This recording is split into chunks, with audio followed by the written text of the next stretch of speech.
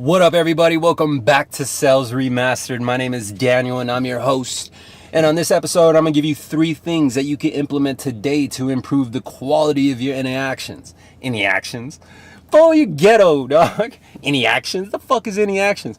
Interactions, bro. Walk talking like a boss, I just lift a hand. 3 million cash, call me Rain Man. Money like a shower, that's my rain dance. What I meant to say was how to improve the quality of your interactions so that you could manifest a better life and quality of life than you are experiencing right now. I'm not saying that you're experiencing any bad quality of life, boo-boo.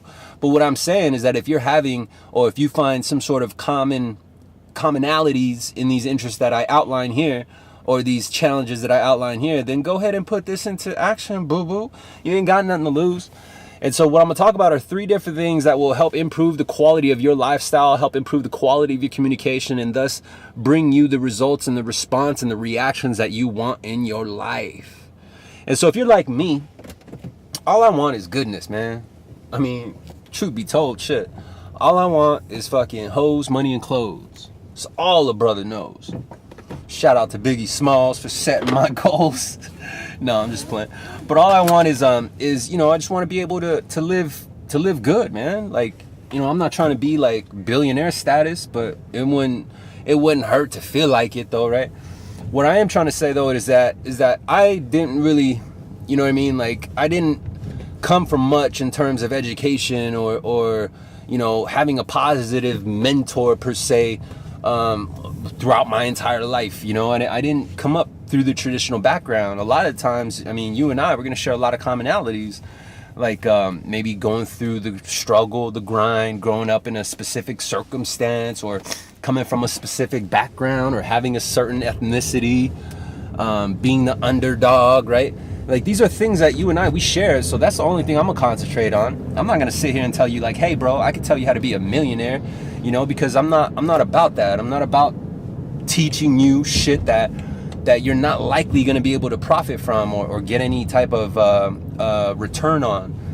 The only thing that I'm going to share with you on these channels are actions and strategies and techniques that I currently use today and that I have used in order to get to where I'm at. And you may not be like, yo, D, where are you at, bro? All I see you in is your fucking 5 Series just driving around and shit. What you work for, Uber, bro? I want to be bigger than Uber, bro. I want to be, Like, I don't want to be a taxi driver, D. What the fuck you trying to teach me, bro? And I want you to pay attention to that, because that's actually one of the 3 things that I'm going to share with you today. Oh, by the way, that's the topic of this video, is 3 things that you can implement today. And one of those 3 just happens to be being open-minded, right? Like, you have to really be open-minded, because the truth of the matter is that if you want something that's different from what you have right now, you need to do something different than what you're doing right now. And a lot of times, the reason why we don't do anything different is because it's foreign to us, it's different to us.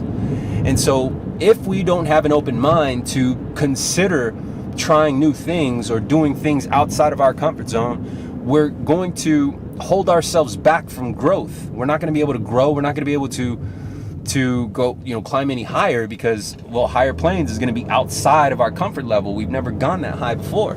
And so on this channel, I just teach you the tips and the tricks to fast track yourself to the top. And one of the 3 things I should say is that you have to be open-minded. So let me give you an example. For the longest, I thought self-improvement or self-help books was bullshit, right? Like, man, self-help books, like, you are great. Smile, you are important. Like, that's what I thought, because mainstream media taught you that self-development or self-help books were just for the weak, for the desperate, for the lonely.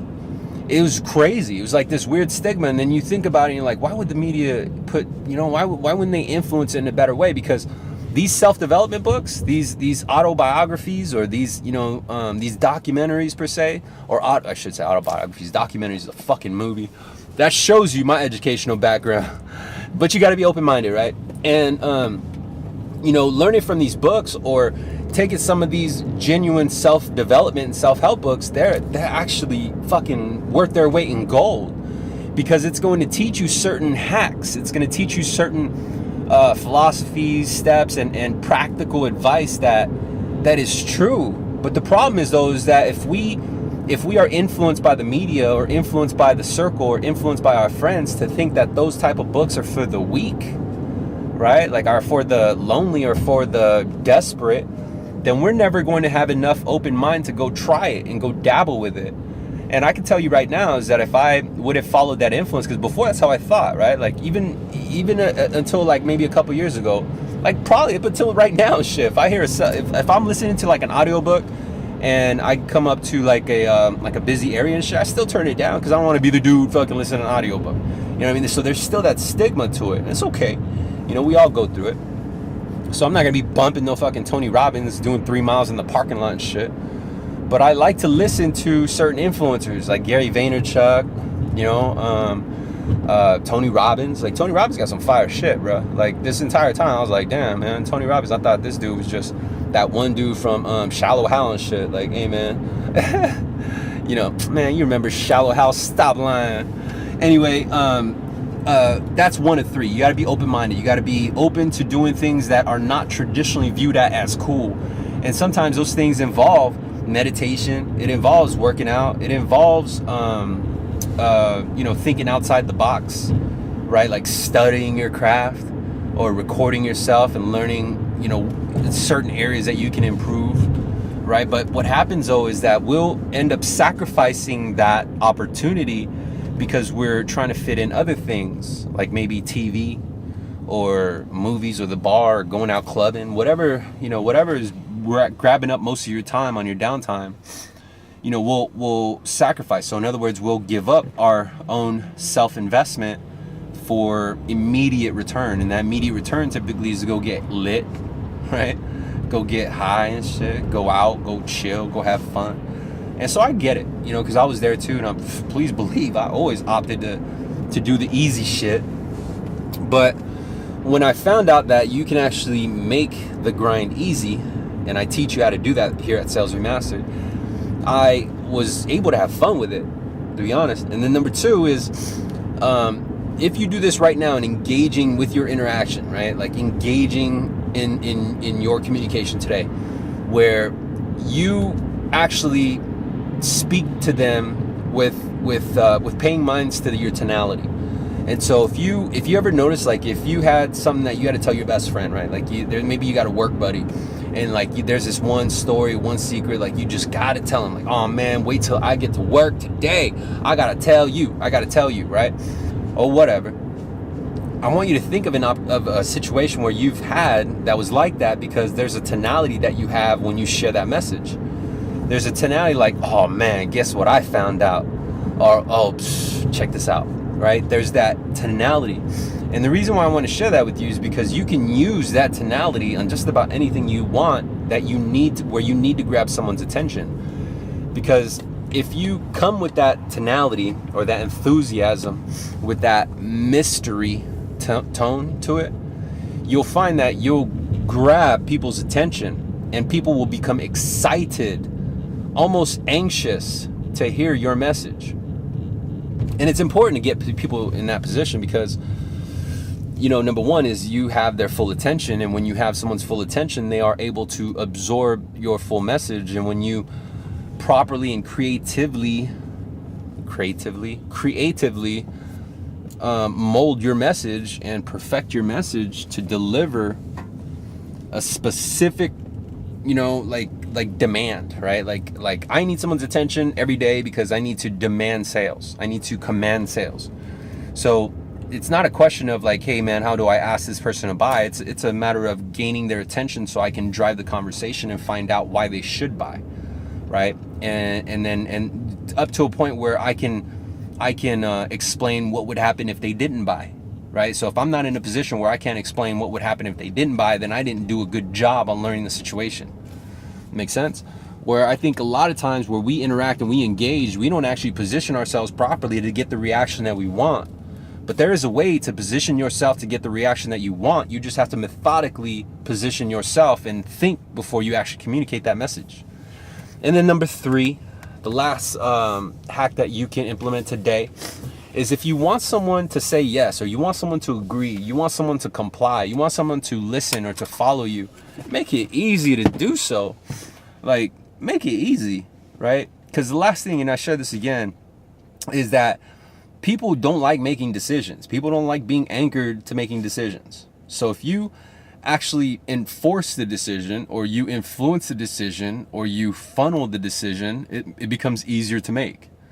And so whatever you're trying to communicate today, that you want compliance or you want agreement, whether it's eating at a restaurant with your family, or getting a job promotion, or taking Friday off of work, right? You just need to make it easy. And so you might be like, well, D, how do I make it easy? Number one is you have to think, again, before you even open your mouth, think and say, well, if I open my mouth and I said, hey, can I take this Friday off?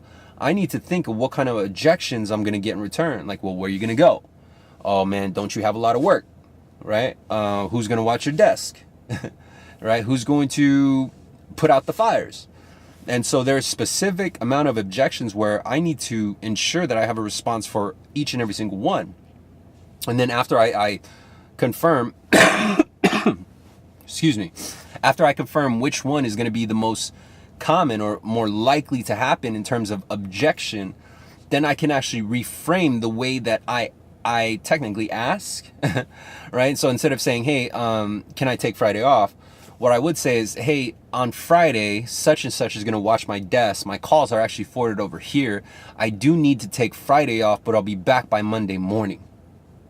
Very simple, right? So basically all the concerns are addressed, and it's very easy to comply, right? So there was no follow-up question like, well, when are you going to be back, right? Or where are you going to go?